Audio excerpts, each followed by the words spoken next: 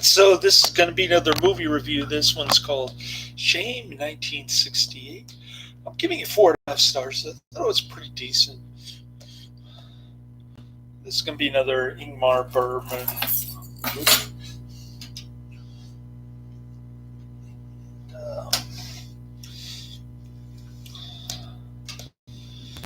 I thought it was too long, and the ending was not very good. But other than that, I thought the beginning was pretty decent. I thought it was pretty cool that they were apolitical the whole time. Hey, Karate Man is in the chat room. I kind of figured that he'd be here. Adrian usually comes later. There's Shame on the Criterion Collection. Oh man, I've had a really bad week. It's been a effing nightmare. Wednesday I got into a car accident. It was staged by this guy who was high as a kite on cocaine or something. I couldn't tell if he was New Zealander or Aussie, because I always get the two accents mixed up. There's Gladiator, Adrian mentioned. Oh, Cyborg. We like Cyborg. That sounds good. Nemesis. I'll check it out. And then next day, the motorcycle dude comes in here, waltzes in here, and starts asking me for money. I tell him, you have to go through the insurance company, man. The last American virgin, another Adrian mentioned.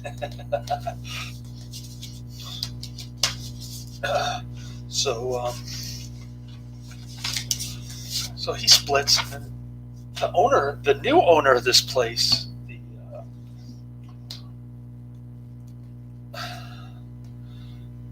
the daughter who inherited the house from the dead homeowner, she says I have to get out in 9 months because they're going to sell the house.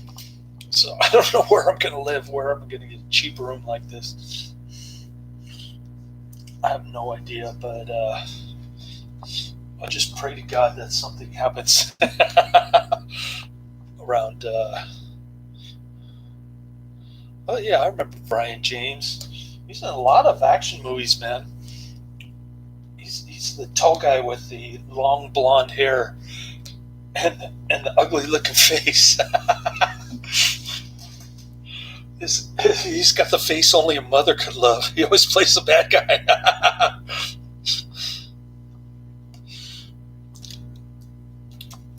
Nemesis, huh? I wonder if I have it on Netflix already.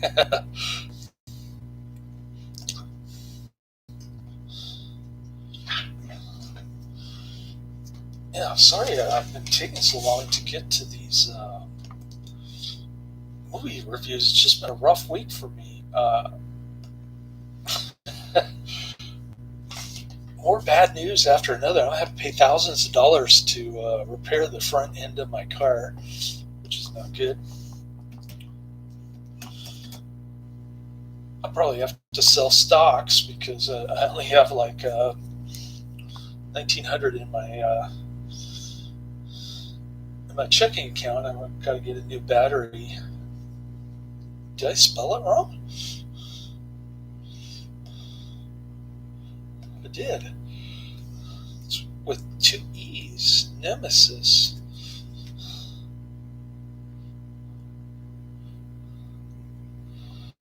What's this?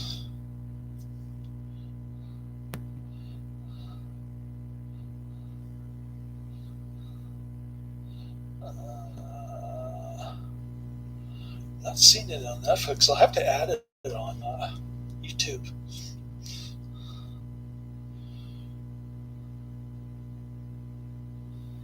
Oh, okay. Oliver Grunier. Never heard of him.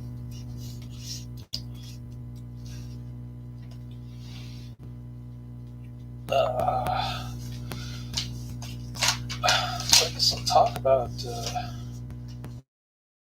shame. It starts out with Liv Ullman.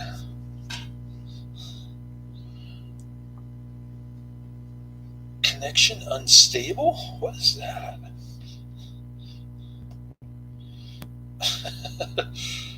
Can you even see me or hear me now? Oh, there it goes. Back online. Sorry about that. It said connection unstable.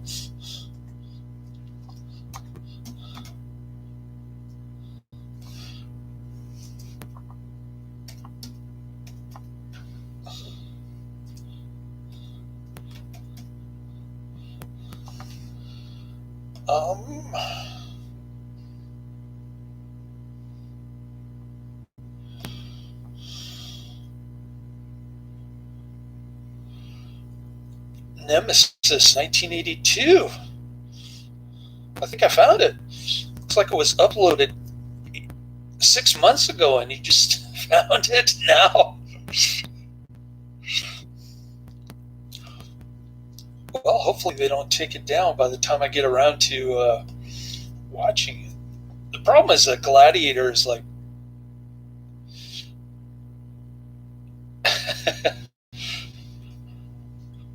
1992.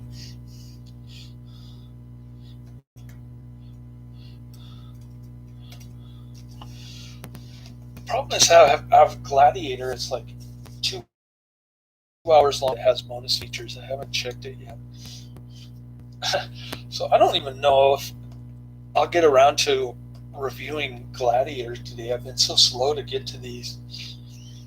It's just been a crazy week. I worked 13 hours yesterday and 14 on Friday.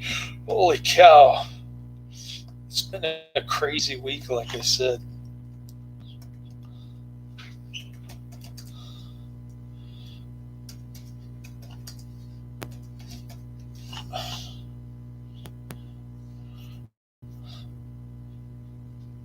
Yeah, I just added it to my list. Nemesis 1992. It looks pretty cool. Big gun. That guy's got a big gun.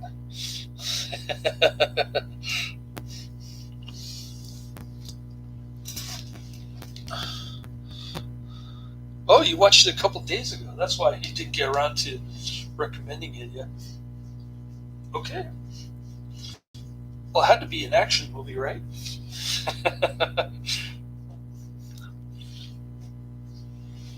Okay, shame. It starts out with Liv Ullman revealing herself, going topless. Black and glorious black and white. Why do white women always look different in black and white? They actually look better. I think it has to do with their the color tones. Oh, 30th anniversary edition. Cool. You said it was a Terminator ripoff. That ought to be pretty good. Some cyborg action from the director of Cyborg. I thought Cyborg was a ripoff on the Terminator. But he did 2 ripoffs, you're telling me?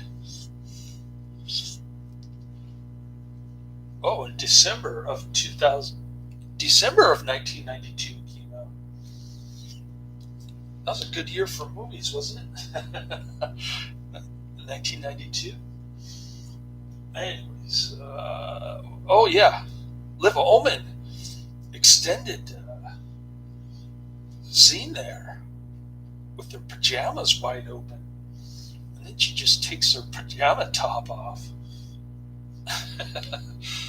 I never got attracted to Liv Ullman. She just wakes up out of bed and Max von Sydow has some kind of heart trouble. They're living on a farm because there's civil war going on in the island of Faro, which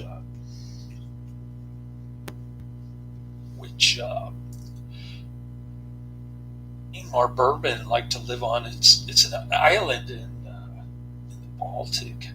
think he was trying to escape the tax authorities later on, around 1976. So he started doing U.S. German type of movies later on.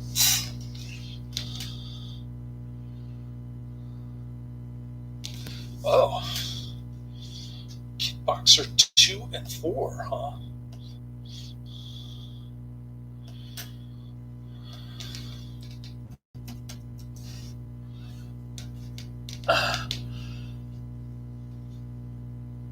Did you mention those to me?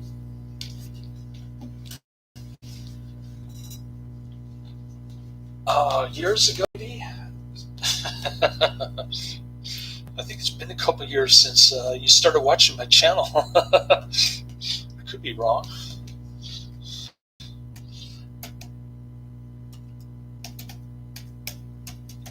You and Adrian are pretty hardcore. Kickboxer 2. I have my Netflix queue. I don't know how far up it is, though. Kickboxer 4? Oh.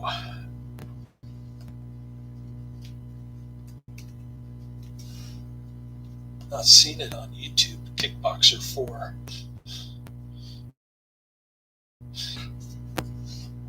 And both of you are from Australia. Not coincidentally. So that's pretty cool. Must be a lot of people in Australia who watch the same kind of movies that we do.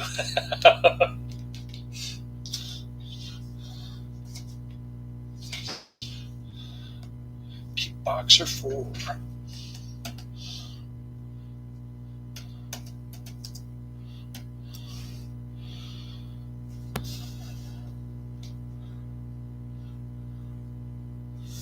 Oh, it's telling me to buy or rent it.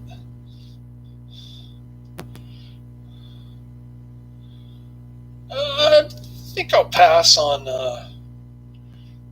renting Kickboxer 4 on YouTube. I don't pay money to watch movies. Oh, Bloodsport 2 is on YouTube. Have I reviewed that? Bloodsport 2. 1996. It's got that kickboxer, that Jean-Claude Van Damme wannabe.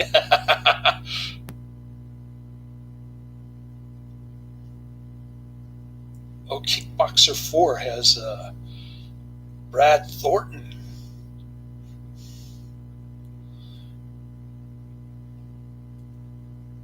Oh, there's Rambo Raff for Life ranting on Kickboxer 4, the aggressor. He's actually got a video where he's hanging on to his baseball cap, and he's got his head bowed down. He turned around his baseball cap, and he's hanging on to the pillow like this. And it just says rant. He loves to rant about movies that he hates. Other people like it, but he hates it. He's got that weak-looking beard going. Rambo Raff for Life. But I'll give him credit. He's got 1,100 views on Rant Kickboxer 4, the aggressor movie review. So he's got a lot of viewers, a lot more than I do. I really can't compete, I guess. He's been around longer. Sasha Mitchell, huh? Kickboxer 3?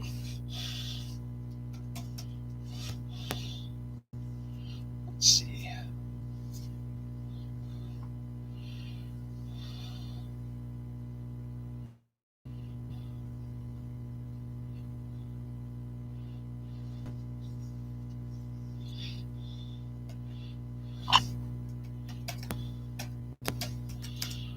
Kickboxer 3. I wonder if it's on Netflix.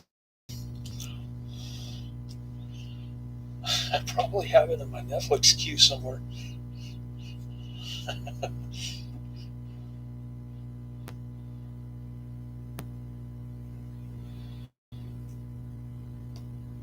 There's Kickboxer with Van Damme. I gave that one 3 out of 5 stars. I didn't think it was that good. Tong Po.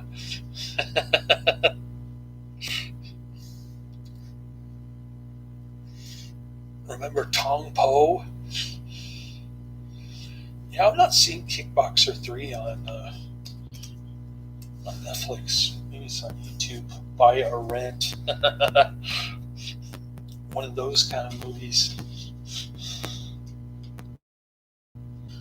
But getting back to Shame, so Liv Ullman and Max von Sydow played in the orchestra together. I think they're violinist or something. Ingmar Bergman likes to use artists as protagonists, although there's really no plot to this. It's very dark and depressing. Everybody's morally depraved from war. It's pretty bleak, which is kind of cool, but it was just way too long, and the ending kind of didn't make sense. It was very abrupt. You've seen them a billion times. I bet, man.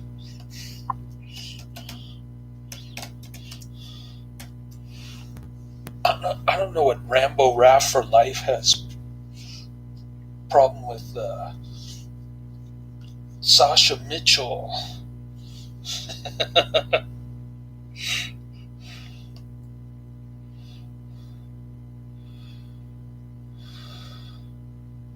In Kickboxer 4. Oh, Bloodsport 3 is on YouTube. It's got that Rambo Raff for Life also did a review on Kickboxer 3, The Art of War. But I'm not seeing it on YouTube. David Sloan versus Tong Po. Kickboxer 2. That'll be interesting. How about Ring of Fire 3, Lion Strike with Don the Dragon Wilson? I'm seeing that on YouTube.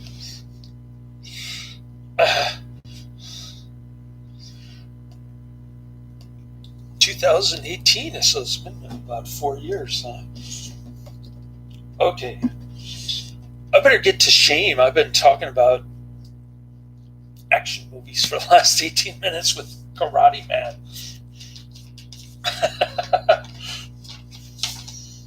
Okay, Shame. So they're living on a farm now during a civil war on Faro, which is the island that Ingmar Bergman chose to live in isolation. He said he was seeing Ingrid's ghost there, and which explains a lot of his dreamlike movies. I've seen a lot of Ingmar Bergman movies, and a bunch of them are really good. A couple of them got Academy Awards.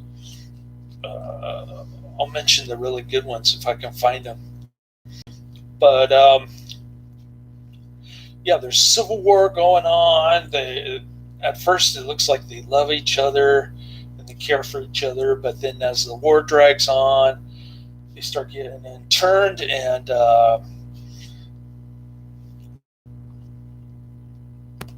it's just very long. Let me put it to you that way.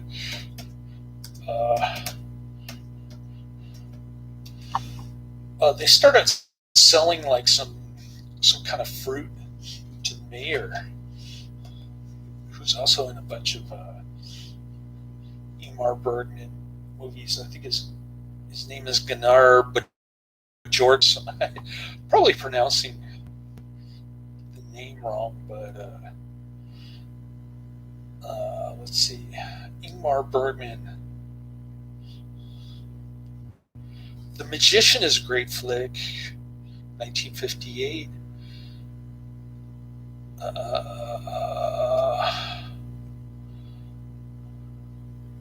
Yeah, Bergman Island is the title of the movie that I saw him in as a very old Ingmar Bergman. The Seventh Seal is great, of course. And then you've got Virgin Spring, 1957, 1960. Notice how all these good movies from art directors are from the late 50s, early 60s. The Silence, 1963.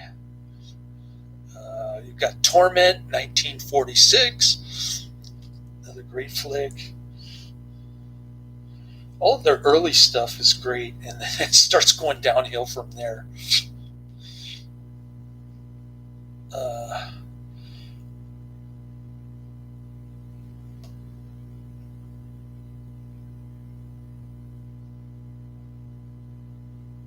Hour of the Wolf.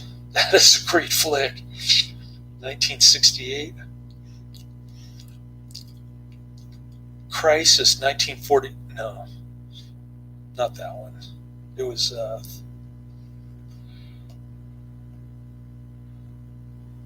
oh man, come on. It was Through Glass Darkly, 1961. No, that wasn't it. Okay. So Hour of the Wolf was a great Academy Award winning film. Not Through a Glass Darkly, I stand corrected.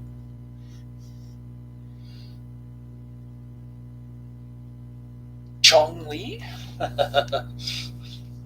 Bloodsport is a great flick. I love that movie. That one and Cyborg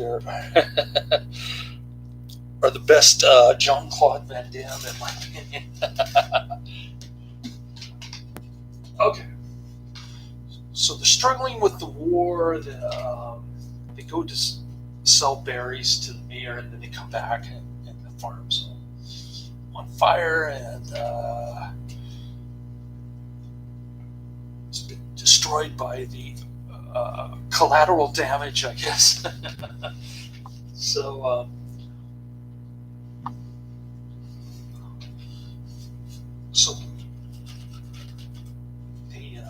they get captured by one faction, I guess the rebels. I'm not sure. Liv Ullman goes on television, on camera. She says that she's apolitical, but then they dub in her voice, and they say that she admits that she's a traitor and she supports the rebel cause. So Gunnar gets a hold of the fake tape, and at first they beat the crap out of Max von Sydow, but then Gunnar decides to. His name is Jacoby, by the way, in the film. I'm calling him Gunnar because he's been in so many Ingmar Bergman movies. And Tong Po. Yeah, he's pretty intense anyway. I don't know about his skills. Double Impact. That doesn't ring a bell.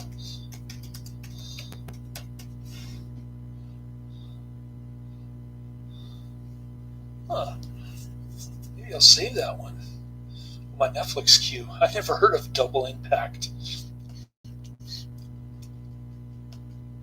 It's unavailable on Netflix, but I can put it on my save queue. And when it becomes available, they'll just add it later. At some point, maybe. So, yeah, I'll add that one after I get off this video. It's going on 25 minutes.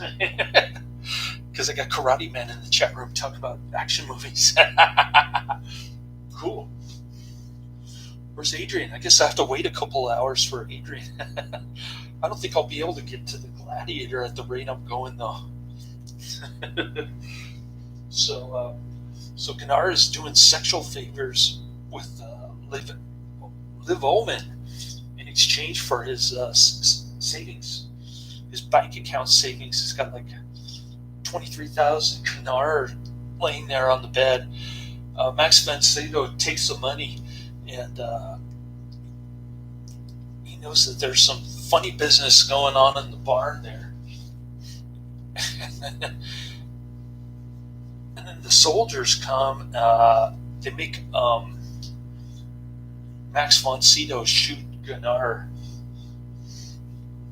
and he's got the money in his pocket the whole time. Well, that sounds like Double Trouble. Remember Double Trouble?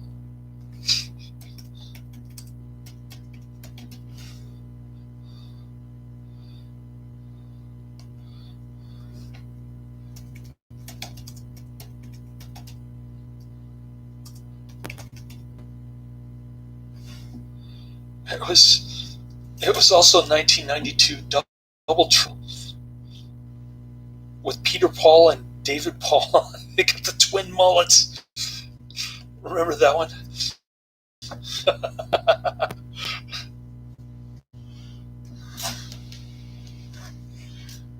Okay. Where was I? House. I got distracted by that Double Trouble movie. That's a great flick from 1992. So many great movies from 1992. Anyways.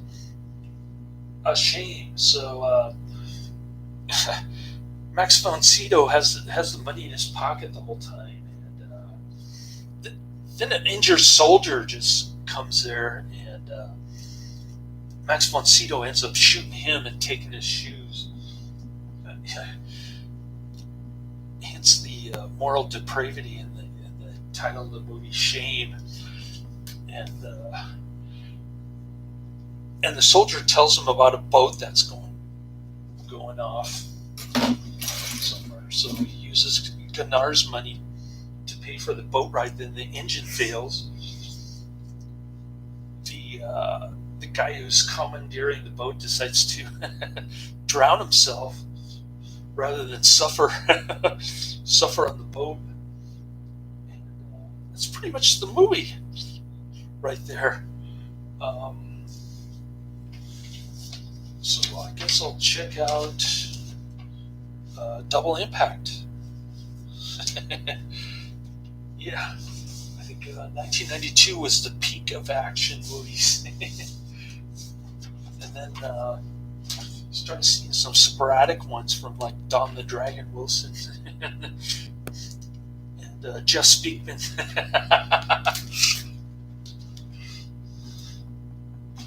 Okay.